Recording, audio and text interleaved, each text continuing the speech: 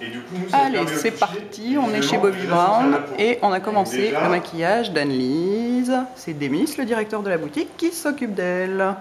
Non, excusez-moi, je fais une petite intro pour faire genre machin, mais vous pouvez parler normalement après. Une peau qui est parfaitement hydratée, c'est très bien. Du coup, on va utiliser des bases de maquillage à base d'eau et non pas à base d'huile, pour éviter du coup, par rapport aux petites imperfections. Tu fais une différence entre crème à base d'eau et base d'huile? Oui. Oui, parce qu'en fait, Anne-Lise a une peau parfaitement hydratée, je sens. Il y a un peu de déshydratation au niveau des pommettes, mais globalement, elle a une peau bien hydratée. Comme elle a quelques imperfections, et c'est normal vu à son âge, si je mets des soins à base d'huile, ça va nourrir, donc du coup, c'est pas clean. Donc on va comme ça, et du coup, ça fait ça. C'est plus confortable pour elle. En plus, ça peut être un traitement, des choses comme ça. En fait, c'est pas des imperfections. C'est quoi, dis-moi, oui. Une dermite. Oh, c'est pas vrai, toi aussi t'as ça. Ah, comme je compatis, j'en ai eu une avant l'été, j'ai cru crever. Et je pensais que c'était de l'acné. Oui. Au début, on m'a diagnostiqué de l'acné, puis de l'eczéma, parce que ça ressemble aux deux. Bah oui. Et en fait, c'est non. Une dermite, c'est encore autre chose. Et t'as un traitement là qui... Oui, donc ça c'est mensuel. Ah oui, d'accord. Donc là, j'utilise la base contour de l'œil. Et ça, c'est important. Et alors, donc, on peut pas parler maquillage chez la peau. On a là Françoise Arundati, notre fausse grand-mère, parce que c'est pas vraiment la grand-mère d'Anne-Lise, mais... Et donc la deuxième génération, on l'attend. Hein, elle est coincée dans le métro, voilà, vous voyez, c'est vide là. C'est la génération des femmes très actives. C'est ça. 40 ans coincée dans le métro. 40 ans, hein, voilà. C'est bien. À 60, sa sérénité, puis avant la jeunesse.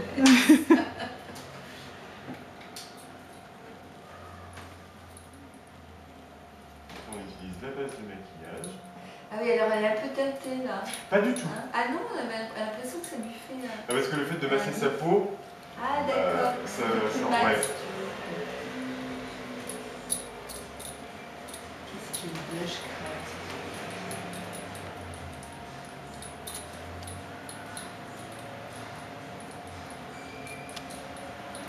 Et ça, c'est important. D'ailleurs, je t'ai pas demandé, tu fais quoi en maquillage au quotidien? Normalement, c'est un peu de correcteur, du fond de teint et de la poudre. Un peu de correcteur, du fond de teint et de la poudre. Et en couleur, du blush? Oui, du blush un peu rose et sur les yeux, ça dépend.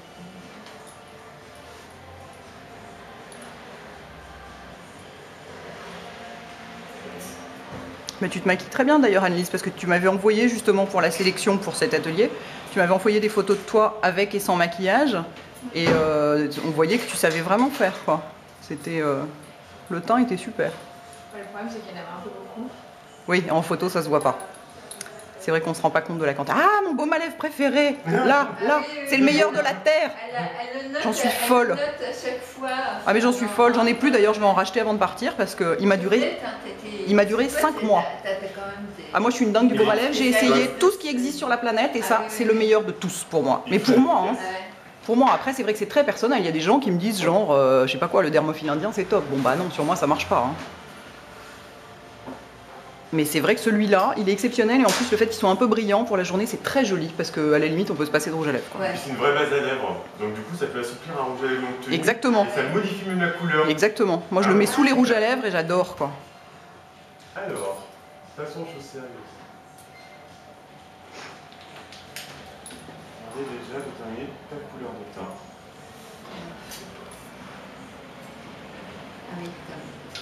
En fait, on en met voilà, plusieurs sur la joue. Plusieurs sur la joue. En fait, ça permet de... Si il est jaune, c'est pas la bonne couleur. S'il fait gris, il est trop clair. Donc on va chercher le stick, la couleur qui se fond le plus. Celle qui disparaît, quoi. Celle qui disparaît, tout simplement. Ouais. Et celle qui ne se voit pas, et c'est la bonne. Mais là, c'est le fond de teint, ça. Oui, bah en fait, ça me permet moi de faire le test avec le stick. Donc ah d'accord, ok. Mais c'est pas forcément le fond de teint que je lui ai appliqué à faire. C'est parce que c'est plus facile à utiliser en fait, c'est ça. C'est un truc. Et effectivement, tu ne le mets pas nécessairement sur la mâchoire. Pas nécessairement sur la joue quoi. On détermine déjà plus ou moins la couleur qu'on pense être la bonne. Par contre, comme on n'a jamais un teint forcément uniforme sur tout le visage, souvent on refait un petit rappel ici, au front, pour être certain que la couleur se fond. Pas mal ça. Parce que si on regarde que sur une zone, ça va être bon pour la zone, mais selon les temps, parfois on a un fond plus foncé, on a le fond plus clair. Bon, ils sont adaptés. On a mis 4 ou 5 couleurs de peau dans son modèle. Mais du coup, celle-ci, c'est la bonne. Parce que quand on l'applique, ça fait ni jaune, on la voit pas. On la voit pas, c'est la bonne couleur. Ni jaune ni gris. Bon, bah moi je vais couper 5 minutes pour aller noter ça. Hein. Ni jaune ni gris. Hop. Ah oui, c'est important. Regarde vers le haut. Mais déjà que l'application du correcteur, alors après on tapote un petit peu au doigt pour bien le faire fondre. Mais il y a déjà une vraie différence, simplement avec le correcteur. Regarde Anne-Lise. Ah oui, et pourtant ce n'est que le correcteur. C'est-à-dire qu'après il y a quand même l'anti-cerne qui égalise la couleur de ton fond de teint. Mais c'est pas trop lourd après à porter deux. Non, si tu as la bonne base, qui va permettre de vraiment lisser, que ça soit confortable, ces 3 textures se fondent. Mais c'est vrai que dans l'idée, ça pourrait faire peur d'utiliser 3 textures, mais non. C'est vraiment quelque chose qui se fond, c'est un kit. Puis on n'en met pas des kilos non plus, quoi. Ça s'applique au pinceau, donc ça se fond immédiatement. Et le fait de tapoter, de toute manière, toi, tu enlèves l'excédent de produit.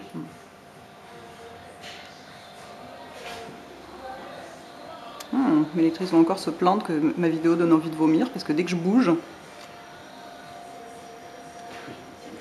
En plus, j'ai pas du tout les mains stables, donc effectivement, c'est un peu l'enfer à regarder. Du coup, tu vois, cette étape-là va me permettre de faire vraiment fondre le produit, et éventuellement, tu vois, d'enlever l'excédent. Mais c'est pas le cas pour Anne-Lise, mais c'est parce que je l'applique mal, mais moi je trouve que l'anti-cerne vieillit, enfin, peut donner un coup de vieux.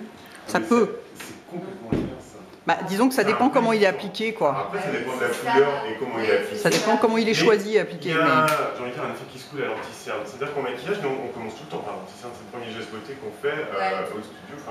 Et du coup, quand on met anti-cerne, on a cet effet de... On a l'impression qu'il est rétréci. Quand on le met automatiquement, on l'œil fatigué. Mais du coup, il faut regarder le maquillage. D'avoir des tout petits yeux, comme on commence à avoir. Oui, ça je comprends. Mais du coup, il faut voir le maquillage à la fin. C'est-à-dire qu'on commence toujours par l'anti-cerne, on a l'impression d'avoir des tout petits yeux. Sauf que le moindre liner.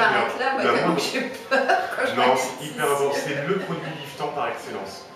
Bah, ça rajeunit le regard, ça rafraîchit le regard, quoi. Parce que plus on a de la lumière ici, quand toi tu es dans la rue, etc., la lumière tape ici. Donc ressort tes yeux, ressort ton make-up, ressort le regard. Mais moi, tu vois, je pensais que, à la limite, prendre un fond de teint qui soit plus clair que ta carnation. Un fond de teint? Oui, je te parle de fond de teint. Attention, parce que ça va te faire un côté gris du teint. Ouais. Ah oui, non, mais je pensais à un fond de teint, si tu veux, plus clair, adapté à ma carnation. Et là, tu vois, dans la petite tête, j'avais pensé mettre un fond de teint plus clair, d'un ton ou d'un... Mais sous les yeux. Oui. Alors, pas bien. Parce que le fond de teint, déjà le fond de teint, c'est pas une texture qui est adaptée pour aller sur le contour de l'œil. Bonjour. Et voici notre deuxième génération. Bonjour Hélène. Bonjour Hélène. Bonjour Hélène. Donc voici la fausse maman et la fausse fille des deux autres. Voilà, la famille. Voilà, la famille est au complet.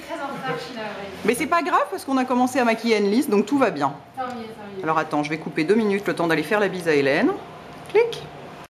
3 étapes, mais du coup c'est vraiment ultra efficace. Donc là on a mis l'anti-cerne, c'est ça? Là on a fait le correcteur et l'anti-cerne.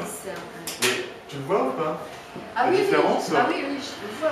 Oui, je le vois. Ça donne vraiment tout de suite un coup d'éclat, mais quand il n'y a que l'anti-cerne, on a besoin d'avoir des tout petits yeux après. Oui, mais là, elle n'a pas de petits yeux. Et c'est vrai qu'en plus si on met que de l'anti-cerne seul, ça fait comme le fond de teint trop clair, ça peut faire gris. Ah ben oui. Alors que s'il y a le correcteur dessous, comme on a rattrapé, on a corrigé, on a neutralisé la couleur du... se met sur une super bonne base. Ah oui, c'est ça. En fait, c'est ça. Oui, moi au quotidien je le fais pas parce que j'ai la flemme, hein. Mais quand tu as envie de faire les choses vraiment bien, si tu as vraiment des cernes colorées, il faut neutraliser la couleur du cerne avant de poser un anti-cerne ou un fond de teint dessus. Moi je le fais les grands soirs, hein. Sinon j'ai la flemme et je mets juste de l'anti-cerne. Mais...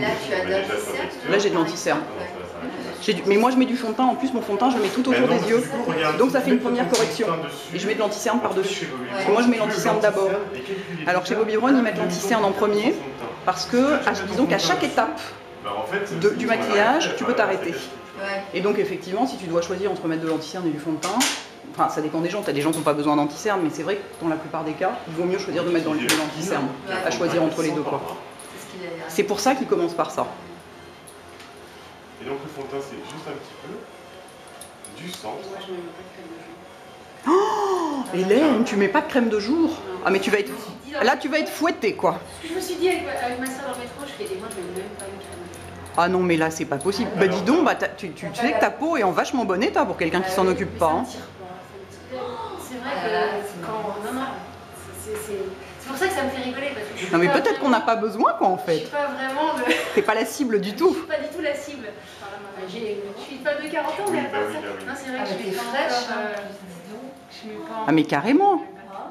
J'ai pas le temps en fait. Je prends pas le temps. Tu prends pas le temps parce que honnêtement, Le temps ça se trouve. Ouais. mettre une crème ça prend 3 secondes. Je mets de la crème pour les mains parce que par contre j'ai les mains sèches. Ah, vite. voilà, tu sens les... Mais là je sens la peau des mains sèches. Regarde sur la moitié du visage. Tu vois la couleur sur le fond. Ah ouais, je pourrais pas sortir Ça sans... unifie ton tu teint. vois, ne pas mettre de crème, Comment tu trouves c'est ça? impossible. Et ça, c'est une histoire même... Pourtant, ma mère se maquillait pas, mais j'ai toujours vu se mettre de la crème. Surtout la première fois que Ouais. Et je m'en suis... Enfin, je me dis longtemps que je mets pas de crème Nivea, mais... Des Oh couleurs là là, de ma fond. maman mettait de la crème vieille. Ça, c'est important. Et Ah du oui, coup, bio, voilà, là. c'est ponctuel. Ah oui donc c'est une marque bio qui existe depuis longtemps finalement. C'est... Bah, c'est- J'ai toujours utilisé ça. On va utiliser un petit fond de teint. Et puis un elle peu se plus, maquillait par courant. contre bien. Mais... Ah oui, qu'est-ce que tu utilises Demis comme fond de teint Alors là? là, j'utilise le Skin Foundation, Ouais, qui est un fond de teint équilibrant. d'accord. Ça permet en fait, sur ces zones un peu plus grasses, Ouais, d'avoir une bonne stabilité, mais sans déshydrater les zones un peu plus déshydratées. d'accord. J'ai pas la peau qui tire du tout. Donc je me dis tant que c'est petit. Il a une couvrance modulable, donc ça c'est bien. C'est-à-dire que tu peux mettre plusieurs couches? Bah, en fait, voilà, Ouais. plus tu l'appliques, plus il court, au niveau des zones où il y a quelques imperfections. Tu peux en mettre plus, ouais. Et après, voilà, tu peux créer ta propre couvrance. Si. Dis-moi, Protection Lise. solaire. Oui, protection solaire, ouais. Je chante dans la journée pour le travail. Donc ça, c'est...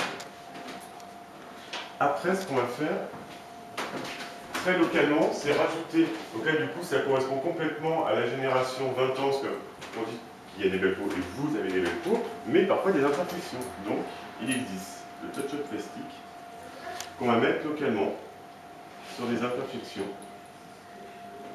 Et ça c'est hyper important hein, quand on a des imperfections, il ne faut pas céder à la tentation de mettre 3 tonnes de fond de teint. Il faut mettre du fond de teint normalement et couvrir plus juste à l'endroit où ça craint. Ouais. C'est-à-dire que l'utiliser... Vachement important. Le problème, c'est que souvent, quand il y a une imperfection, on va utiliser un fond de teint comme c'est ça. Hélène, Il faut pas. sur tout le visage pour couvrir un bouton. Enfin, c'est ridicule. Alors que le reste de la peau n'a pas besoin d'une telle Et en plus, couvrance. ça, c'est une texture qui est quand même spéciale, qui est vraiment adaptée. Donc, elle ne va pas nourrir l'imperfection. Ouais, c'est ça. Oui, c'est donc comme une gêne. C'est pas gras, c'est... Ouais. C'est hyper important. Sinon, oui, il est caché, mais le lendemain, il a tout bien.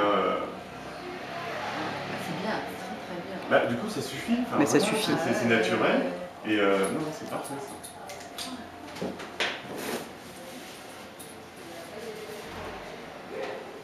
Tiens, je te laisse regarder.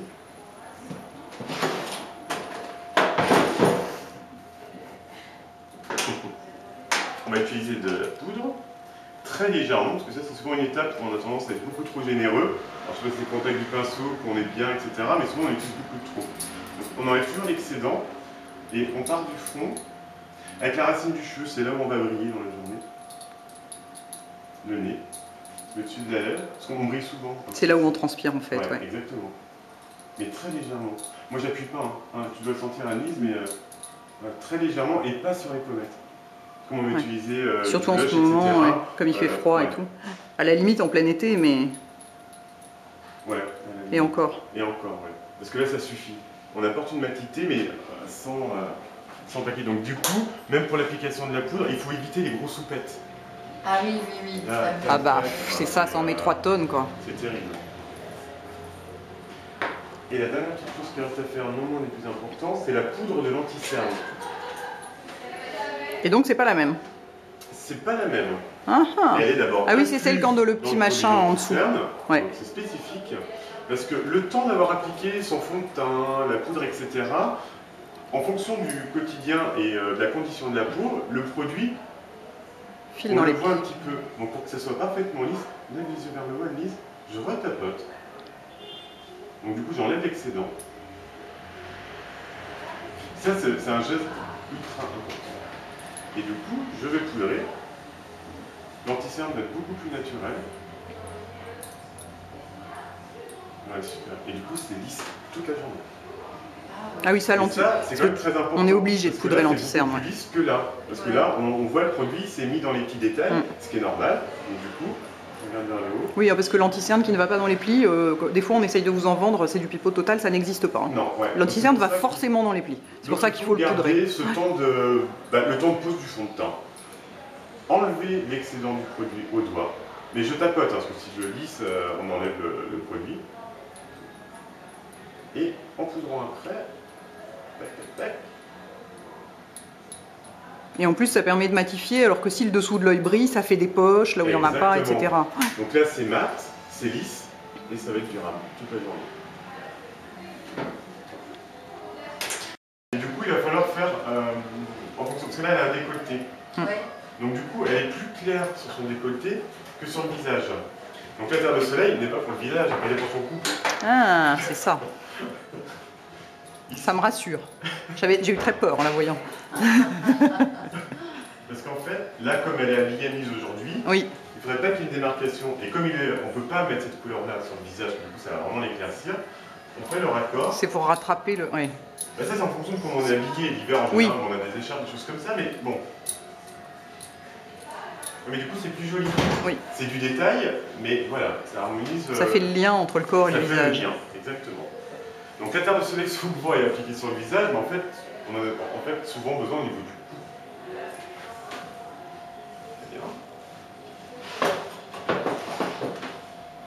Là, on va passer le blush. Tu mets le blush avant de faire les yeux. Ah oui.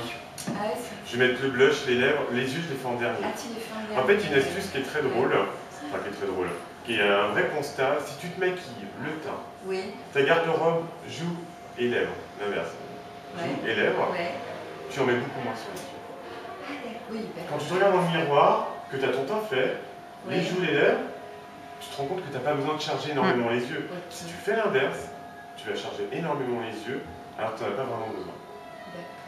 Et du coup, tu seras obligé de mettre 3 tonnes de blush après, parce que pour rattraper, c'est ça, alors que quand pour on fait équilibrer. les choses à l'envers, c'est beaucoup plus subtil, et on se rend compte qu'en fin de compte, il n'y a pas besoin de tant de maquillage sur les yeux pour avoir bonne ligne au quotidien. Je parle au quotidien. Oui, c'est ça, oui. Après, je parle de tous les jours. Après, tu fais un smoky, enfin... Ça n'a rien à voir, c'est encore autre chose. Là, on est dans le quotidien. Donc comment choisir un blush? C'est dur des fois de savoir. Il n'y a pas vraiment de règle. L'idée, c'est de prendre des couleurs assez différentes et de regarder avec ses yeux, de voir ce qui va le mieux au niveau des cheveux, des yeux et du teint. Celle qui est la plus lumineuse. Ça, c'est des astuces quand vous ne savez pas choisir votre fard à joues et que vous êtes toute seule. Là déjà, vous diriez quoi? Moi, je dirais la gauche. Moi aussi. Moi aussi. Parce que ça réchauffe, parce qu'il y a une base d'oranger. Oui, voilà, c'est parce que c'est ça. Mais c'est bien, vous voyez, on est capable quand on fait comme ça, de se dire, ah oui, mais c'est peut-être plus ce pigment-là. On ne le sait pas toujours si on ne met pas les couleurs à côté, de savoir ce qui va. Maintenant qu'on a trouvé la famille de couleurs, je vais en prendre plusieurs. Ah oui, parce que c'est carrément la famille de couleurs. Et oui, c'est chaud ou froid. Là, il y avait un chaud et un froid. Et on est dans le chaud, là. Qu'est-ce que vous préférez? Je zoome. Je vous fais réfléchir un peu, mais c'est bien parce que ça permet de... Moi, à droite, À droite? Moi, j'ai peur que ça jaunisse un peu, que ça ternisse un peu. Je crois que l'autre est peut-être plus frais. Mais c'est une question de goût personnel aussi. Surtout que lui, il a un défaut, enfin un défaut pour Anise, il est chimeur. Il est nacré. Mais comme dans la journée, elle va le briller un petit peu, c'est indéniable. Si on rajoute des textures nacrées, je suis pas sûr. Oui, bah oui, il est subtil. Regarde. Bah oui, là, je vois il est très très bon. Mais on va préférer du mat quand même.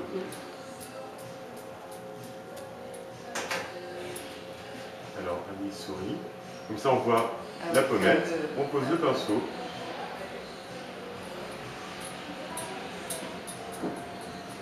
Et là, le blush est instantané. J'appuie pas avec mon pinceau, ça c'est important.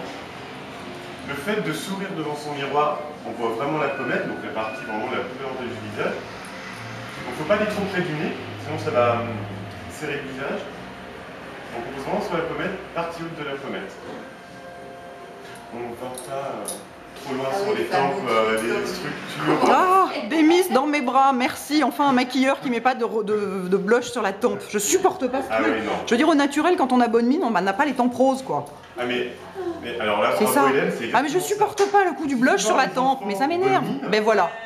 Voilà. On se pince les joues, elles sont là, elles sont pas là. Moi, je me réfère, voilà, je dis, si on regarde une adolescente de 13 ans qui a super bonne mine, elle a pas les tempes roses. Hein. Elle a pas les tempes roses, voilà. non, mais c'est juste évident. Et du coup, c'est dans l'application beaucoup plus naturelle, ça fait frais. Bah ouais. Ça fait pas. Il y a beaucoup de femmes qui croient que plus on monte le blush, plus ça fait, je sais pas, un espèce de lifting. Elles croient que ça lifte le visage. Au départ, c'est l'idée. Il y a une espèce de légende qui court que si on remonte son blush, ça lifte le visage. Le... Alors qu'en fait, il suffit de suivre l'os de la pommette. Hein. Il n'y a pas besoin de monter plus haut. Mais du coup, le teint sur un nise, ne serait-ce que même avec cette touche couleur de blush, déjà c'est super joli. Hein.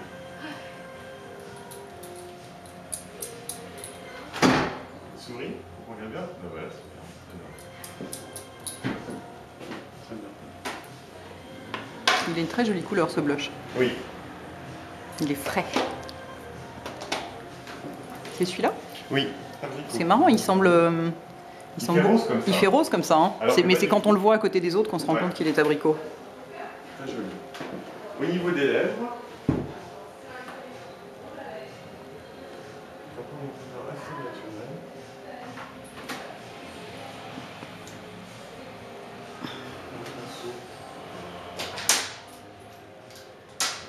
donc c'est pareil, pour choisir une couleur de rouge à lèvres, faites des petits tests juste ici.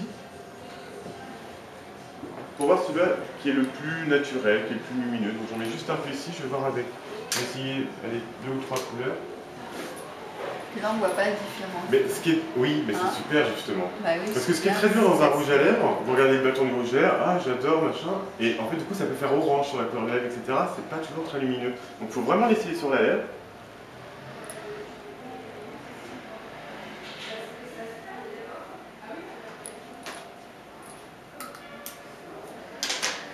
Donc en fait, tu fais comme avec le fond de teint finalement, t'en essayes 3 côte à côte. Exactement. Sur la zone. Parce que entre ce qu'on peut regarder quand vous regardez un rouge à lèvres pour le choisir et sur la lèvre en lui-même, on ne se rend pas toujours compte.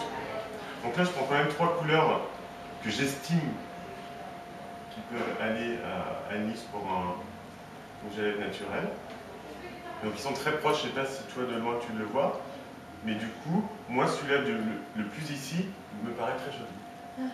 Parce qu'il va être en adéquation avec le fard à joues. Là, il est un petit peu plus rouge, mais du coup, comme il a quelques imperfections ici, même si on l'a dissimulé, on va quand même éviter de faire un rappel. Donc on va partir sur le premier. Donc on est bien d'accord, il faut harmoniser la couleur des lèvres avec celle des joues. Ah oui, il faut que ce soit de toute manière. De toute façon, si tu es dans le chaud ou dans le froid, il faut continuer. Famille, voilà, même famille. Voilà, c'est ça. Et le dernier, là, donc, lui, il est trop... Bah, lui, du coup, il est particulièrement très fondu. Donc c'est bien, mais là, il a une petite touche de couleur qui va être plus lumineuse. Qui va souligner, quoi, qui va souligner plus, c'est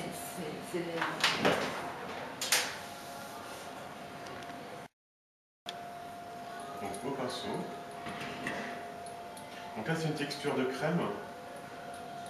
Ça, c'est important parce qu'on a les lèvres souvent plus déshydratées en changement de saison. Et il n'y a rien de pire que de se poser un rouge à lèvres sur une lèvre qui est déshydratée. Ou alors, il faut avoir un baume...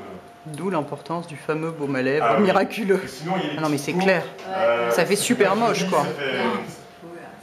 D'ailleurs quand on a les lèvres très déshydratées, ça vaut le coup de mettre du baume à lèvres avant de commencer le maquillage, comme ça pendant qu'on se maquille, elles ont le temps de se réhydrater un peu, ça aide quoi. D'où le fait de l'application dès le départ, Et là c'est une jolie couleur. Ah oui. Vous voyez, entre les cheveux... Est-ce que je peux te demander de regarder vers la lumière, Annelise, s'il te plaît? Je peux te demander de tourner un petit peu la tête vers la lumière? Ah ouais. Oh, c'est ravissant cette couleur de rouge à lèvres. Hein, c'est vrai, c'est frais quoi. Il faut que ça soit harmonieux. C'est-à-dire que la famille de couleurs doit être respectée du début à la fin. C'est vrai, tu as raison. Enfin bon, il faut dire qu'elle a des yeux qui sont soulignés naturellement. Oui, parce qu'elle a des grands cils à la mise, c'est super. Mais du coup, c'est joli parce que c'est doux. Ouais. Donc on va quand même utiliser légèrement un contour à lèvres. Ah oui. Alors après, on le fait après, parce que c'est plus facile. Ah mais en plus il y a des techniques Bobby qui sont très particulières qu'on ne retrouve pas ailleurs et donc c'est vachement intéressant parce que Il y a des règles très précises. Il y a des règles précises. Ouais. En fait, l'idée de placer le crayon à lèvres après le rouge à lèvres, pour toi c'est plus facile parce que il va y avoir moins de différence. Ça va être plus fondu. Parce que si tu le fais dès le départ, ça va être très graphique. Ah oui, non mais je pense même pas à cette histoire de crayon, de rouge de crayon là, et puis avec le rouge à lèvres qui est plus clair là, qu'on voyait à un moment donné. Surtout dans le sud, j'en parle parce que je suis du méridional, donc tu as le droit d'en parler. J'ai le droit d'en parler. Tu sais, le contour très marqué. Le contour marron et les lèvres roses nacrées à l'intérieur. Alors ça, c'est juste terrible. C'est juste terrible. C'est ce que j'appelle le maquillage de présentatrice de télé syrienne. Oui. Voilà, c'est extrêmement chic. À Nice ou à Marseille, je suis niçoise, on en voit. On le voit souvent. Ouais, c'est vrai. Oui, je sais pas pourquoi. Bah, c'est un maquillage de cagole, hein, je crois qu'on a le droit de le dire. Je crois que personne n'osait le dire, mais donc je vais le faire. Hein, mais voilà. La cagole n'est pas réputée pour avoir bon goût, donc on va toutes se faire lapider. On va toutes se faire lapider sur mon blog par toutes les filles du Sud, mais bon, celles de mon blog, elles sont bien et elles font pas des trucs comme ça, alors ça va. Non, heureusement. Mais c'est vrai que souvent ils disent qu'il faut mettre le crayon d'abord pour pouvoir que ça coince le rouge à lèvres. Pour empêcher le rouge à lèvres de filer, oui. Voilà, ça l'empêche de filer. Là, ça va avoir la même action, mais c'est quand même beaucoup plus facile et plus fondu. Là, je l'ai mis sur un lisse, le contour est complètement fondu dans le rouge à lèvres. Ouais, c'est plus joli, ça. Et ça reste moderne, parce qu'à 20 ans, c'est ça. on ne se fait pas un contour à non, lèvres. C'est clair. Non, je suis d'accord. Mais justement, Anne-Lise a 20 ans, mais quand tu en as 60, est-ce qu'il ne faut pas avant redessiner sur ton... On va voir ça tout à l'heure, Françoise. On va voir ça tout à l'heure, Françoise. J'ai une deuxième astuce après. Ah, d'accord. Parce que si tu veux, ça devient flou. Hein, oui, puis pour agrandir un peu aussi, parce qu'on va... Oui, alors attention. Oui. On va y venir. Ne brûlez pas les étapes, les filles, sinon il ne restera plus rien à dévoiler pour vous. Là, on va redessiner son sourcil. Avec mon pinceau préféré. Attendez, je le montre en gros plan. Mon pinceau préféré. Le meilleur pinceau à sourcils du monde, de la Terre, de l'univers. Oh, bah, il est extraordinaire. Il est juste extraordinaire. Regarde comme il est raide. Donc c'est ça qui est important, qu'il soit dru. Il est hyper dru. Ça permet de brosser le sourcil. Exactement. Et déposer la couleur, mais sans faire... Exactement. En fait, regarde bien les sourcils d'Anne-Lise tout de suite. Donc ils sont jolis, parce que la ligne est belle, tu as une très belle ligne. Ouais. Mais on va quand même... C'est vrai que la ligne est belle. Hein. Oui, on a une très belle ligne. Ouais. Ah, la ligne est magnifique. Ah non, c'est vachement important. Tu vois, moi par exemple, là aujourd'hui, j'ai les sourcils maquillés. On dirait pas. Ils le sont très peu, tu vois. Et en plus, j'ai pas vraiment besoin. Mais c'est vrai que ça change quand même. Ça redéfinit quoi. Ça définit le regard et le visage. Alors, on pose. Moi des fois, je suis pas maquillée parce que je suis pas une grande au maquillage. Donc, il faut préférer une texture de poudre. Je me redessine les sourcils. Ouais. Souvent, rien que ça suffit. C'est du détail. Mais normalement, vous voyez une différence. Les filles, vous voyez la différence ou pas? Bah, c'est plus net, hein. Voilà, ça fait plus défini, plus net. C'est complètement naturel. T'as mis donc J'ai mis une poudre. Ah oui, d'accord. Ouais. On prend toujours par rapport à la racine du cheveu, hein, donc pas surtout avec les colorations. On respecte la racine naturelle du cheveu. Oui, non, si. Crois-moi. Et du coup, c'est un détail. Non, mais du gris, quoi. En réalité, ça va être un gris un tout petit peu plus foncé, mais... Et du coup, c'est vrai que c'est un détail, mais qui agrandit le regard. Il faut pas... le sourcil, c'est la signature du regard. Et oui, c'est ça, c'est extrêmement important que d'avoir un sourcil net, défini. Donc, plus beau. Par contre, il faut faire... Oui, c'est très joli un sourcil. Mais il faut faire attention quand on applique par exemple des crayons, des corps gras, où du coup on a un grand crayon sur ça marque. Du coup, c'est pas moderne. Ouais. Donc il faut que ça soit très fondu. Et comme elle a une très belle base de sourcils, je passe un mascara transparent à sourcils. Donc on brosse vers le haut. Ah oui, ça les lisse, ça les ça va les fixer, exactement. Voilà. Ce que tu fais là, ici. Ça m'arrive, mais enfin, c'est comme le correcteur sous lentille, je fais ça les grands jours, tu vois. Mais effectivement, ça fait joli. Quoi donc? C'est incroyable, hein. Le rehaussement là, c'est délirant, t'as vu ça un peu? Ah ouais. Bon là j'ai mis du mascara, tu vois, mais je peux m'en passer à la limite. Hein. Ah oui, c'est incroyable. Ah ouais, c'est extraordinaire comme truc. Tu as vu ça? vidéo. Comment tu te sens? Ça fait longtemps que j'ai pas vu. Déjà. Je regarde les photos, les vidéos, non, j'ai pas le temps. Bah non, j'imagine. Il est sympa, moi, Oui, c'est ça, c'est une machine. Et du coup, ce qui est sympa, oui, mais c'est en fait, non, ils les collent sur une forme en silicone avec du produit et ils mettent un produit à permanente, quoi, en fait, et Bambi, quoi. Donc, au niveau là, ça fait 2 semaines, tu vois. Première étape importante, la base. Alors, la base, donc une base... Avec un gros pinceau. Une base terre, quoi. Oui, mais attention, une base, c'est pas qu'un fard clair. C'est-à-dire que là, dans le pigment, c'est une couleur très chère, qui se fond dans la paupière. Qui permet de fixer et qui est 3 fois plus pigmenté qu'un fard classique, donc c'est un vrai produit spécifique, et qui va permettre effectivement d'abord de respecter la couleur que tu peux acheter derrière. Ça t'est jamais arrivé de poser une couleur que tu trouves super quand tu la vois, et sur toi elle est modifiée, parce qu'il n'y a pas cette fameuse base qui va faire respecter cette couleur. Et ça ouvre le regard. Donc on en met quand même abondamment, surtout sous l'arcade, c'est ce qui va servir de lumière. Et on voit déjà la différence en termes d'éclat. Hop.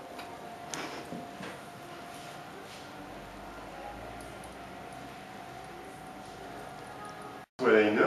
Donc du coup, on est quasiment dans l'application d'un crayon. Souvent ça fait peur dans l'application, mais c'est facile. Parce que ça glisse pas, ça file pas. Ouais. Et du coup c'est très long.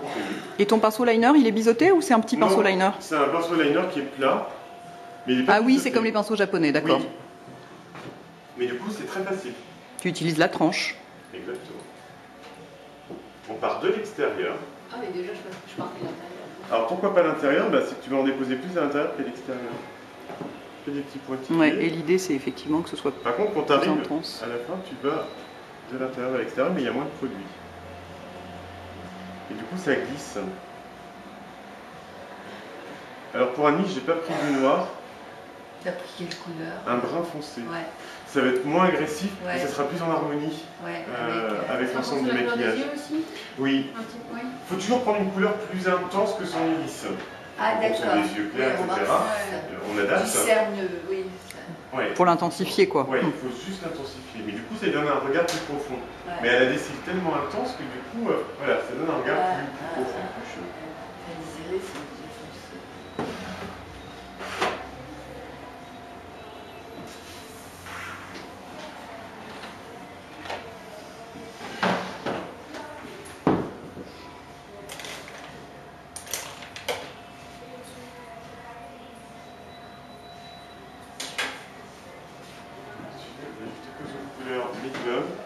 Ah, et donc tu la mets après le liner, cette couleur-là? Il faut que ça soit fondu en fait. Ah. Ouais, il faut avoir quand même la dextérité de pas empiéter sur le liner. Oh, bah, je pense que si tu vas un petit peu dessus, c'est pas bien grave parce qu'il est très intense malgré tout. Ah oui, oui, oui. Et puis ça te permet à toi, si tu l'as fait trop épais, parce que bon, selon tous les matins, c'est pas toujours, on n'est pas toujours make-up artiste dès le matin, ça te permet, tu vois, d'harmoniser ton maquillage. D'accord. Et donc ça c'est, oui ça c'est une couleur, ouais, donc c'est un rose chair quoi. Ouais, c'est un pêche. Un rose poudré pêche, ouais. Rose pêche, mais du coup, qui va être très joli et avec le blush et avec les lèvres. Ouais, et illuminer les yeux, effectivement. Exactement. Comme elle a un regard très profond naturellement, Annelise, il n'y a pas besoin de charger en couleur intense. C'est-à-dire que le smokey eyes apporte très peu d'intérêt pour Annelise. Ah oui, oui, oui.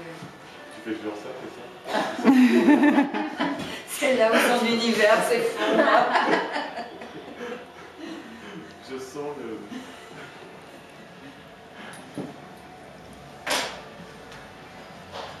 Bon, après, il y a ce qu'on aime et ce qui vous va et on a le droit de mixer. Hein. Ah ouais. On a le droit de décider certains jours que c'est pas ce qui vous va le mieux, mais que si ça fait plaisir, on le fait. Hein. Exactement. Son maquillage, c'est la liberté. C'était style que tu avais utilisé. Pardon? C'était style que tu avais utilisé. Oui, c'est ça. On avait fait une vidéo super. C'est vrai qu'il est, c'est une très belle couleur. C'est un taupe très gris. Ah oui, je l'avais vu. Et c'est le genre de truc qui va absolument à tout le monde, quoi. Oui, voilà, c'est un peu la couleur facile. C'est hyper facile. Quand je sais pas quoi mettre, je mets ça et... Oui, c'est un peu ce que tu avais dit dans la vidéo, que c'était facile. De temps en temps, si tu viens d'avoir du facile. Bah oui. La mascara sur Annie fait toute la différence. Bah, sur beaucoup de monde, hein, cela dit, mais... Ouais. Alors attends, je vais me rapprocher à mort, donc ça va faire complètement un gros nez et tout, mais c'est juste pour voir... Est-ce que tu peux regarder vers la lumière, s'il te plaît? Pour voir effectivement la différence entre les deux yeux. Ouais, c'est vrai que tu as les cils hyper longs. Hein. Ah oui, ils sont impressionnants. Hop.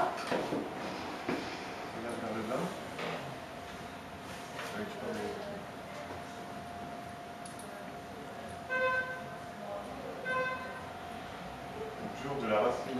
Parce qu'ils sont longs, c'est incroyable. C'est incroyable. Il y a une vue comme ça. Des cils. Elle a des très jolis cils.